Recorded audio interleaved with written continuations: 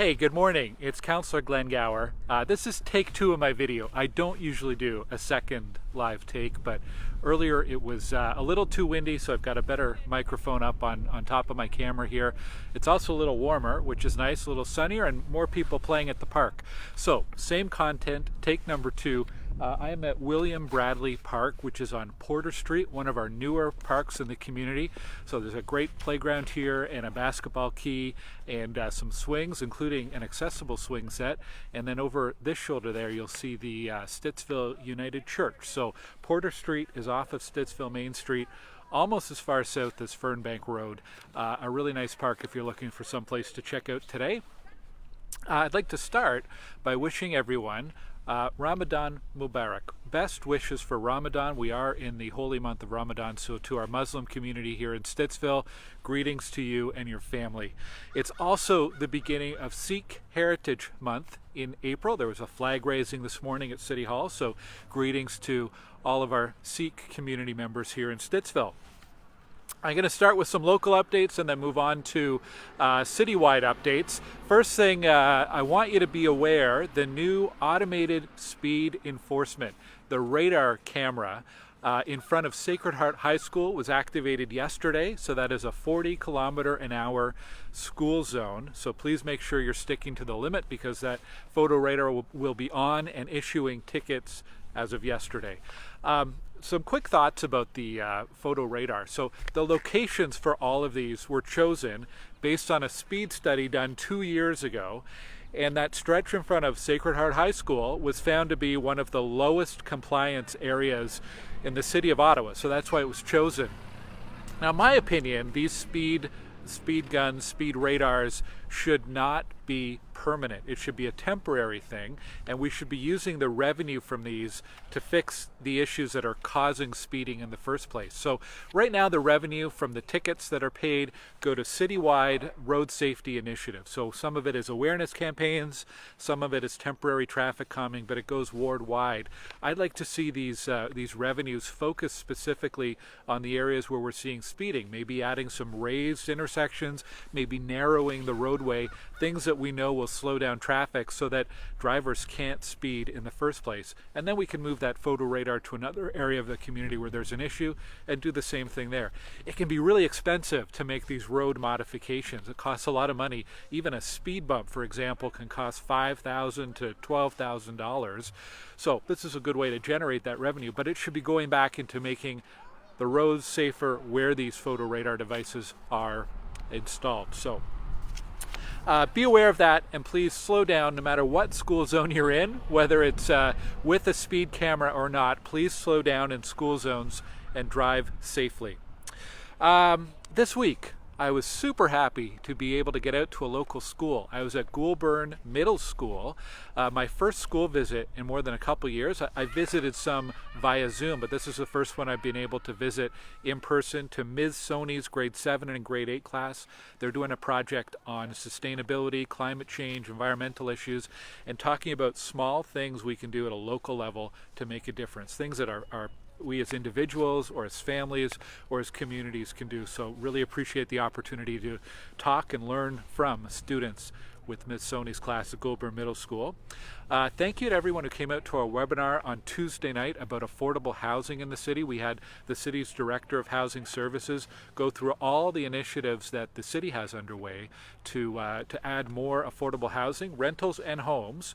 We have a waiting list of 12,000 households, people who are waiting for affordable homes. So we've got a lot of work to do as a city, federal government, provincial government, everyone working together, and with partnerships, lots of community partnerships. So there's an archive of that video on my Facebook page, on my YouTube page, or you can go to glengower.ca. We update glengower.ca, my website. It's updated almost every single day with news and information. You can also find information there about our Transit Commission meeting from Wednesday, a number of updates about ridership as we continue through this pandemic, fares, initiatives with paratranspo, lots of updates from Transit Commission. It was nice on my way over earlier today. saw one of the new zero emission buses being tested out it was near Cardell Rec. Anyways, probably the Route 61 or 62 over there. So that was great to see. I haven't had a chance to ride one myself, but I've heard they're really quiet and very different from the diesel buses that City usually uses. This week, looking forward to a few things. On Wednesday is a Transportation Committee meeting. I'm not on Transportation Committee, but there's a few items on it that are relevant to Stittsville. There is a request to reduce the speed limits in Jackson Trails and Potters Key on Kimpton and Stittsville Main Street to 40 kilometers an hour. Believe it or not, it's signed at 50 kilometers an hour now, so we're going to be reducing that with committee and council's approval, of course, to 40 kilometers an hour. And I also have a request to council to put in 2 new stop signs, one at the corner of Kimpton and Overland and one at the corner of Liard and Basswood. Those are both two-way stops now, or I guess it's a one-way and a two-way. Anyhow, looking to make those all-way stops in the future. So that's on Wednesday. And then next Saturday, April the 9th, I hope you can join us. We're doing a free community skate at Cardell Rec. We'll be sharing registration details soon, and we have a special guest, Collinda Joseph, the paralympian who won a medal with the Canadian wheelchair curling team. She will be there to meet with you, sign autographs. Really looking forward to that. I'll be sharing some more information over the next day or two. Watch for registration and details there. Cleaning up the Capitol continues. Thanks to everyone who has already signed up to clean up a local park. I'm encouraging families, neighbors, school classes, community groups.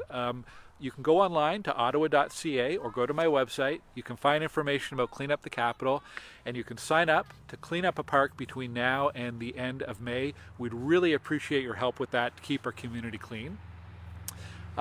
Nominations continue for our volunteer awards. We've already had some great nominations, but keep them coming. Nominations are open till the end of the month, so if you know someone in our community, a youth, a senior, a business, a community organization, a teacher, or an individual who is making a difference in our community, please consider nominating them so that we can congratulate our community's volunteers. If you see a pothole, please call 311. We have crews out daytime and overnight filling potholes in our community. Since January 1st, city staff have filled more than 42,000 potholes citywide. It's kind of an incredible number. The last thing I wanted to mention is about COVID. Yes, the indicators, wastewater monitoring are going up, and they're at a higher level than they have been for months. So that is a real concern.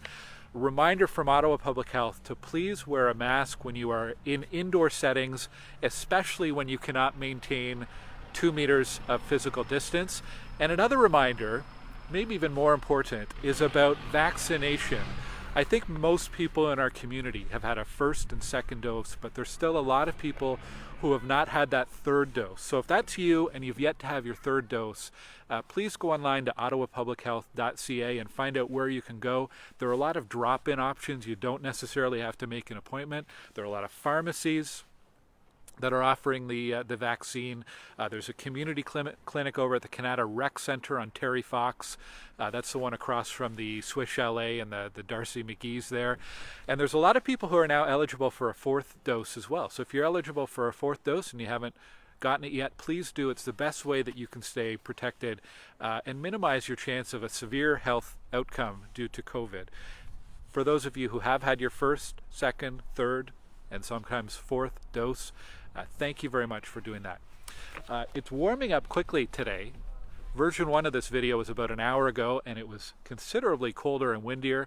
The sun is out. I hope you get a chance to explore the community, check out some of our local parks or natural areas, or walk down Main Street, support a local business. Hope you have a great week, and I'll talk to you next Saturday. Take care. Bye-bye.